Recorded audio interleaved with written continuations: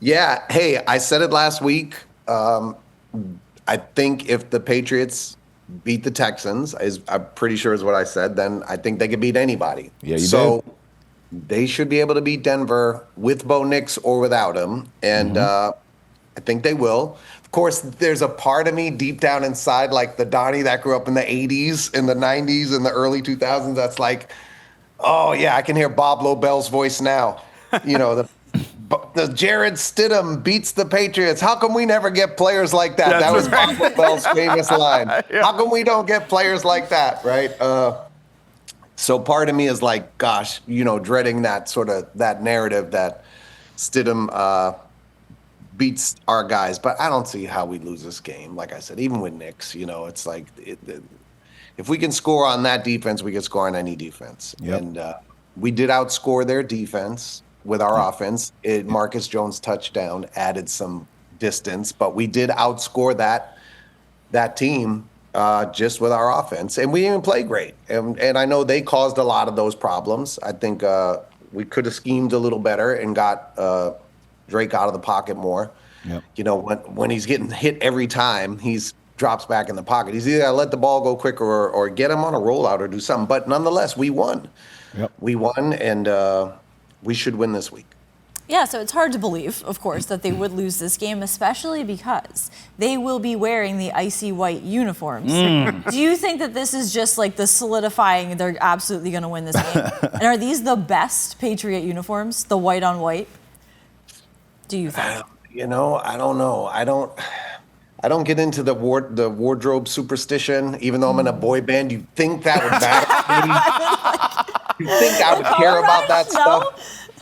But no, there is a Super Bowl thing, right? They always lost with the blue tops and won with the white tops and the blue pants for a while. But clothes don't matter. Yep. They got to have the right scheme. They got to be ready for anything. I would be less nervous about Stidham. I'm not nervous about Stidham. I would feel more confident playing a backup quarterback if he didn't have the coach that he has. Yeah. Sean Payton's a real coach.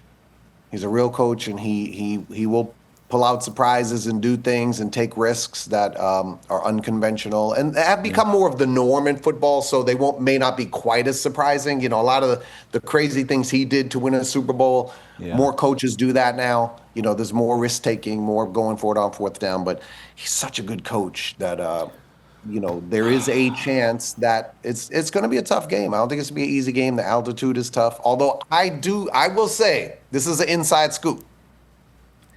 When new kids play in Denver, our concert is like a 2-hour NBA game. And y'all dancing. Running around. Oh, we're dancing. We're singing. The singing. All of it. Is so intense on the breathing.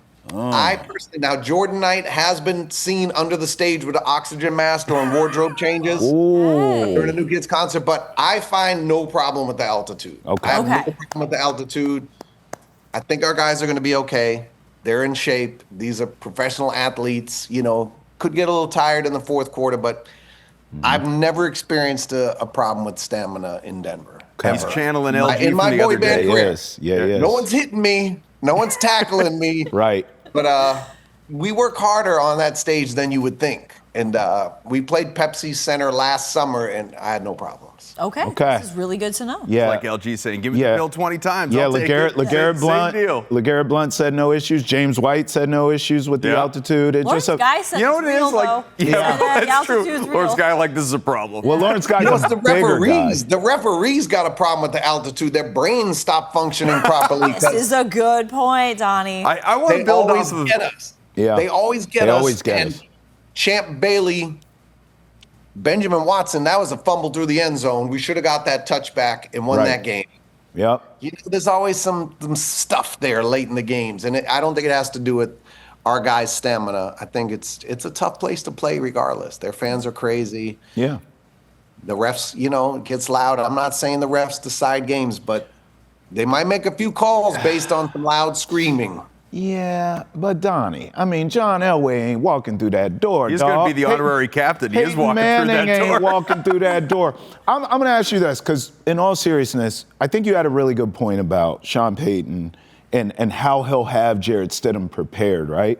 But hell, I mean, your boys, let's talk about Ravens and Drake, because you sat up here and you laid out perfectly how that Texans game, I thought about you during the game because I was like, damn, Donnie was right about this game. But we've yet to see a Drake Maye game yet. He hasn't played terrible, but there's been ball security issues.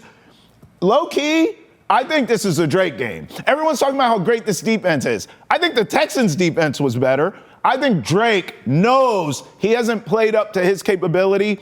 I think we get the Drake Maye game in Denver. Do you? I like the way you think. I like the way you think, because we also agreed on the Pats wide receiving core last week, and we're the only two people on the planet who think they're underrated. I think he's due for the Drake Maye game. And you know what? Most of the Drake Maye games this year were on the road. He played his best football on the road, and we're on the road this week. I think he's going to have to run this week. And I think for whatever reason, he's really been staying in that pocket and not taking off. Although against the Texans, he did at a few critical moments. He was like, I'm out of here. And he made some huge first downs. I think he's going to have to rely on his legs a little bit more, and should. And the time for protecting the quarterback it's over. This is when you got to put it all on the line right now. So I think he will run more, and I think he is 100% due for a Drake Maye game, and that means no turnovers, about 65 yards rushing, 250 passing, couple of touchdowns, probably on his feet, and maybe one thrown touchdown. Which is. I think you're right. And I think that's the part no one's talking about. I love that you said that. I think two things. To be fair, I think the reason people aren't like over the top about it and like really just like going all in is because, look, we know, right? Like if we were the guys and we lost to Nick Foles, that's all we got to say. We don't have to even talk about anything else. The Patriots lost to Nick Foles, so we're never going to count a victory even if there was no quarterback. We're going to be like, we lost to the Dolphins Wildcat team with no quarterback 10 years ago. Like, we can always find a way, a reason to think we won't win the game.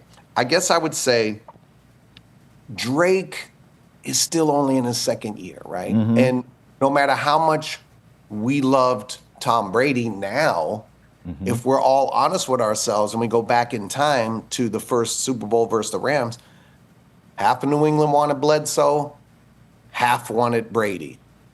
And most of the Patriots wanted Bledsoe to start that Super Bowl, not Brady. That's right. Belichick, to his credit, went against all conventional wisdom and started Brady in that Super Bowl.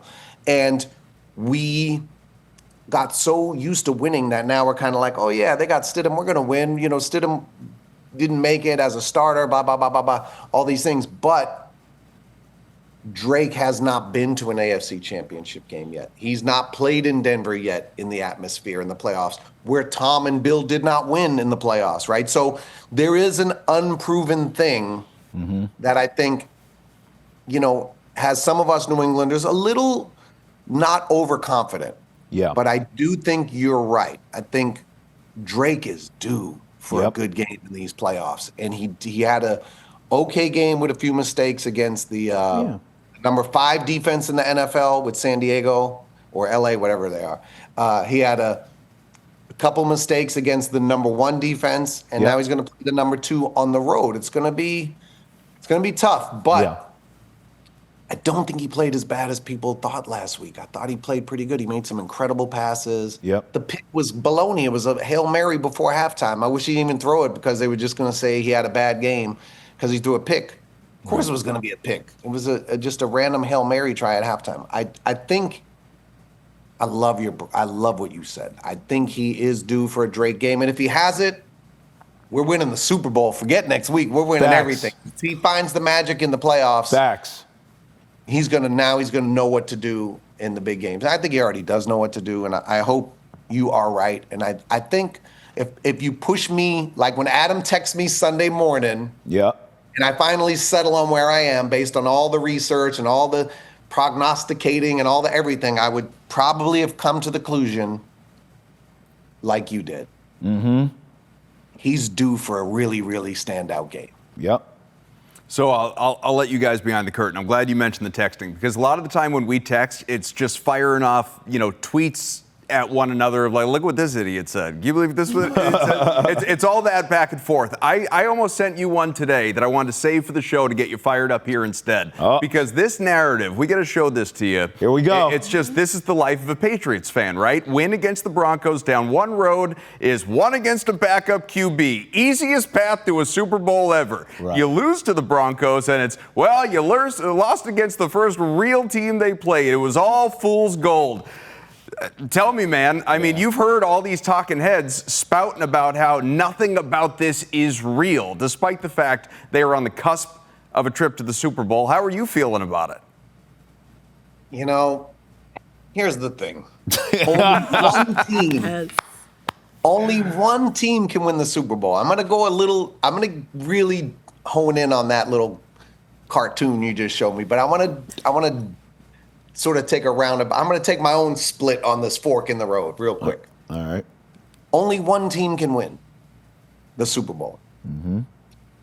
And if you say from day one of the season, that team ain't going to win the Super Bowl, your odds are 31-1 that you're going to be right. Mm-hmm. Right? It's like, or whatever the numbers are, however the math translates, it's like that team won't win the Super Bowl.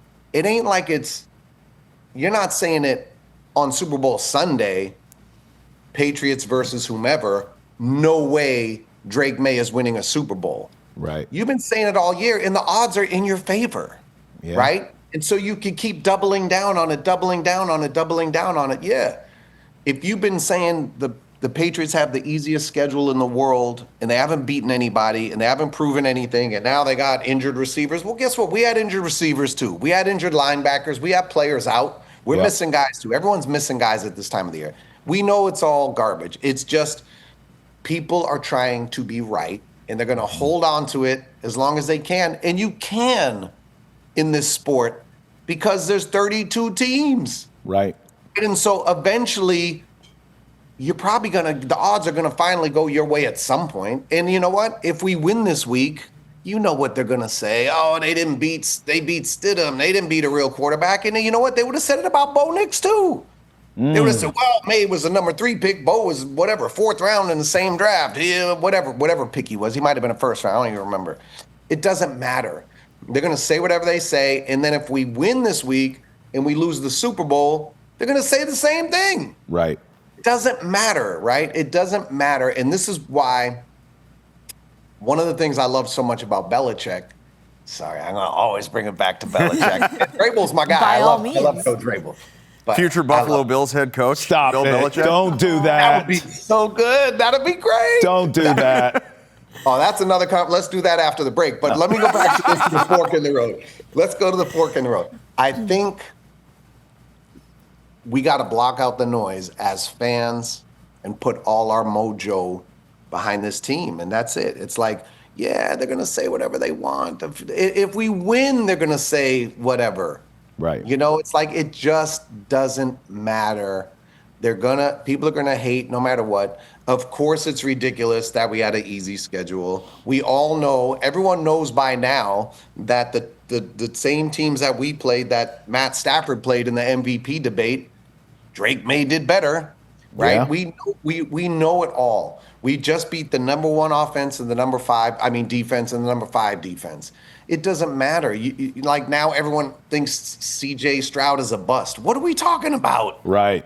Almost took Houston to the Super Bowl a few years ago. Like this kid is a good quarterback. He had a bad game, and the defense had a great scheme. It's like Drake didn't have a great game either. Like why do we give we say Drake Maye's a choker, and we say C.J. Stroud's a choker, but we don't give credit to the defenses and the defensive schemes. It's like everyone's a good player at this point. Everyone is like a quality player. Maybe Stidham, we don't know because he hasn't played in 2 years, right? But it's like the lack of credit is just the way it is. I look at it like, I remember every year people used to like really antagonize Greg Norman, and they proved to be right. They'd say, he's never going to win this tournament. He's never going to win the Masters. He's a choker. And he did choke a few times, but it's an easy bet when there's 150 guys in the tournament. Like, the 190th ranked golfer in the world won the British Open against Vijay Singh one year, right? It's like Right.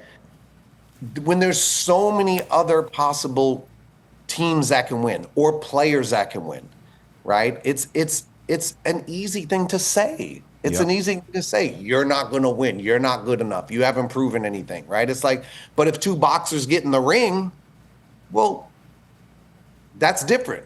Yep. It's two guys, only one can walk out, right? But when there's 32, anything can happen. When there's a 17-game schedule, anything can happen. Yep. Who thought Bo Nix wouldn't be playing this week? Right. We could win this week, and God forbid someone on the Patriots could get hurt. And now suddenly we're at a disadvantage. It's sports. Like, it's all so silly, man. We talk about Malcolm Butler missing the Super Bowl against the Eagles. Yeah, of course, it's a delicate subject. But you know what really cost us that game is Dante Hightower didn't play.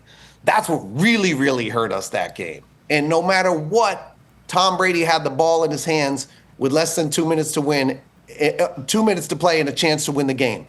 We win that game 99 out of 100 times. Yep. We didn't win it that year. Yep. That's it. It's like, Yep. all right, Malcolm Butler till the end of time. Yep. To me, that Malcolm Butler argument, and I love Malcolm Butler, but the argument that he's why we didn't win, it's not true. It's not a true statement.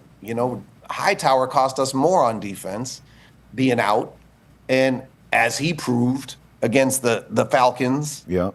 and we had the ball with a chance to win. It's like all these arguments it's just fodder. And look, I love Cam Newton, but he took a position on Drake, and he's going to have to stick with it till the end of that fork in the road. And hopefully we win. And if we don't, what will we say? If he gets to the Super Bowl and loses, well, will have had the same accomplishments as Cam. Let's talk about Belichick, because you said you want to do this on the other side. You're constantly on me about Buffalo, Belichick. I mean, are you just? I know we want to see him. Some of us, you, me, some, maybe not Travis, want to see him back in the NFL. Make the case. Make the case for an NFL team to hire Bill. All right. Here's the thing. The thing we got to understand about Belichick, he's so underrated. He's underrated. God, Bill All the Belichick. guys he's got playing for the Patriots right now, he can't draft receivers, but wow, Booty and Douglas sure are good, ain't they? I mean, he's so underrated. He Marcus also said, Jones- though, Donnie, he said he wouldn't have drafted Drake Maye. So that would have been a mistake. Well, She got you there, Donnie. I got you. You don't know. We don't know what would have happened. He might have thought Mac Jones had a future. Who knows? I don't know. But here's the thing. Underrated. Belichick is underrated, not overrated. I'm sorry. He is. Listen, when we look at the Chiefs, everyone thought they were going to win 3 in a row. They were saying Andy Reid's the GOAT. Mahomes is the GOAT. And guess what? We might have heard the last of the Chiefs, right? And if that's the case, it only just proves even more how great those two guys were. But anyway, enough of that. Let's get on to Belichick coaching in the NFL. I think if I were a contending team, I would hire Bill Belichick. I think the Ravens should have considered it. I think the Bills, here's why the Bills are even more of the team that should hire him. A, how great is that for football and for the AFC East? If Awesome. Belichick is now coaching the Patriots' main rivals, right? Right. With Josh Allen. Now, does it make sense for Belichick at his age to come in? Yes, because he will hire Brian Daboll as his offensive coordinator, who was the guy who helped Josh Allen find his game and built that whole team was built around Josh Allen by Daboll. Right. You know what I mean? Now he brings in whoever for defense. It could be one of his guys. He's got plenty of guys around the league. We don't want to see him do anything like with Patricia in those days. All right, I get it. We can argue about those things forever, but there's a world where it is the story. And legitimately, if you're that close, one thing I've always said, and I've said it to you, Adam, before this year, and the Chiefs, look, the Chiefs might be back next year. They might be really good, right? They're still, Andy Reid is a great coach. Is he better than Belichick? No. Mahomes is a great quarterback. Is he better than Brady? No. Different, but not better. When the Chiefs kept winning or had won 3 Super Bowls, which they still have, but you know what I'm saying. All the teams that were trying to get past them, there was a period in football where the only coach, I'm on the Zoom, sorry. Leave him alone. He's with us. It's like when Brewski was here with us with the housekeeping. Right? We're going to get different opinions Right? from everybody. Teddy Bruschi also did the same thing. Yeah, he's preaching. Right. How many coaches, here's the question, how many coaches, dead or alive, have beaten Andy Reid and Patrick Mahomes in the playoffs? Right. The Eagles coach, Yeah. the Bengals coach, Yeah. and Bill Belichick. Facts. That's it. The Eagles still have their coach. The Bengals still have their coach. Nobody has Bill Belichick. I'm sorry. And Bruce Arians. So because of that, you can give Todd Bowles credit too, because he had a great scheme for that. So I would even give Todd Bowles credit as having beaten them. But that's it. On the planet, Yeah. there's 4 guys. 2 of them aren't coaching anymore. And 1 coordinator who's still coaching. That's it. So to me, it's a worthy discussion to have. If you are in contention, if you're rebuilding, no, you don't need Belichick. Right. If you are in contention and a few pieces away, what piece is more important than a guy who can scheme up a way to beat the second best of all time? Right. And theoretically anybody else in the game. Yeah. He doesn't have to find the quarterback. He doesn't have to find the receivers. Well, they need some receivers, but you know what I'm saying. He doesn't have to build the team from the ground up. He can come in and do the last few things you need, including have the scheme to do it. Like Sean McDermott, he's fired. Like he's gone.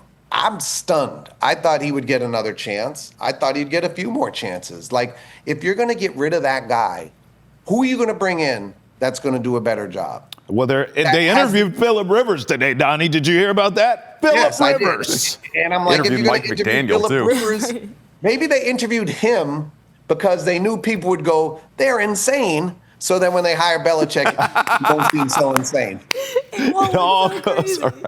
You know what I mean? Okay, we thought they were going off a cliff with Rivers, but they hired Belichick. All right, we're good. Well, I don't know. too, Donnie, because do you think a team would be deterred from hiring Belichick with the distractions around him? He's bringing the Jordan circus with him and everything that comes with that. Like, is that something that realistically you think is a deterrent to teams? Fair. Where they're like, oh, she might make us look bad? Sure. I think the real deterrent is, you have to be willing to make some big sacrifices if you want Bill Belichick to be your coach, right? You have to. Although I think he would come in the right situation and just be the coach. I think he would. I think he'd want some input and have some say-so and helping out with decisions, but I don't know. I mean, sure, yeah, it could be a distraction, but is it worth it? Is a Super Bowl, is the best coach in the history of NFL worth the risk of a distraction if he can put you over the top and you've never been able to get over the top? Right. Yes, I think it's worth it. And you know what? Who knows what the situation's going to be a year from now if he's coming into coach in the NFL? We don't know what's going to happen, and he might have a different set of circumstances if he comes to Buffalo. He might say, okay, the fun and games are over. This is not college anymore. I'm back in the pros. No more tweeting, no more Facebook, no more none of that. Right. No more guest spots on panels on ESPN. None of it. Right. I'm going in the trenches and I'm getting my 7th ring. Donnie, we have someone out there watching who was so excited to see you on with us, they had to call in. Let's hear. Yeah, I just have one question. I just want to know what Donnie Wahlberg's exercise routine looks like because I'm trying to get as jacked as him. And what do you think Drake Maye has to do differently this week that he didn't do last week? The was that? Love Real, it. real dichotomy in those Right, questions. where are we going? That's that fork in the road we were looking at, Donnie. Right? I thought it was going to be Al from Weymouth again. I was ready to like, come on. Wow, what do I do to stay in shape? I told you I'm in a boy band. We go hard up there on Dancing. stage. Yeah. We dance and sing, and the real secret is food. It's all food. It's all what you eat. That's the real secret. Because if no matter what, any professional athlete it's the same thing, right? They're in shape all year when they're playing, when they're exercising, doing that. But when the season ends, if they go off the rails with food, Yep. it's hard to get back on track. You got to eat good. Yep. And Maye, I think we've gone over it. I think he has to. I think if the pass rush is as problematic as the last two have been, if the left side of the line is not holding up, he's got to roll. He's got to roll and be able to run. They got to and make quicker decisions. I get it. He's become a pocket passer and learned to step up in the pocket. So Brady-esque, right? It's so incredible to watch, and it's delicate. The pockets is not the New York Jets pocket anymore. It's not the regular season pocket. And again, I'm not saying we had an easy schedule. Any NFL team can be a problem any given Sunday, right? But you don't have the time in the playoffs that you have in the regular season. It's just the way it is. And he's got to move a little quicker. And I think they got to come up with a few plays and plans to get him out of there quicker. All right, Donnie, one more for you. There's never enough time, I know. But you sent me this picture earlier this week, man. This is 7 years ago. The two of us, your beautiful wife, Jenny. Wow. Just prior to the Patriots facing the Rams in the Super Bowl. Here's what I'm wondering. We may get a repeat here. Uh-oh. If we get Patriots-Rams Talk to Super him. Bowl again, Talk to him, Adam. are we going to be in Santa Clara recreating this photo? Well, are you going to be there? I mean, You know what, Donnie? I'll be get there. I mean, we can all be I'll there. get Donnie. there, Donnie, yeah. we can all be there, Photoshop. Donnie. We can I all mean, be we're there. all Are you going to there. be there? if we're all there, we got to take the photo.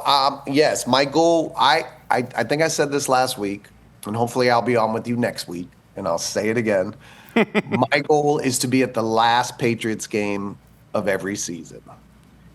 And I don't plan on going this week. So There we go. I hope to see you in Santa Clara. Yeah. Donnie, there we we'll go. take a picture. I'll be there. So I'll take a picture with you. We Photoshop Adam's face onto me.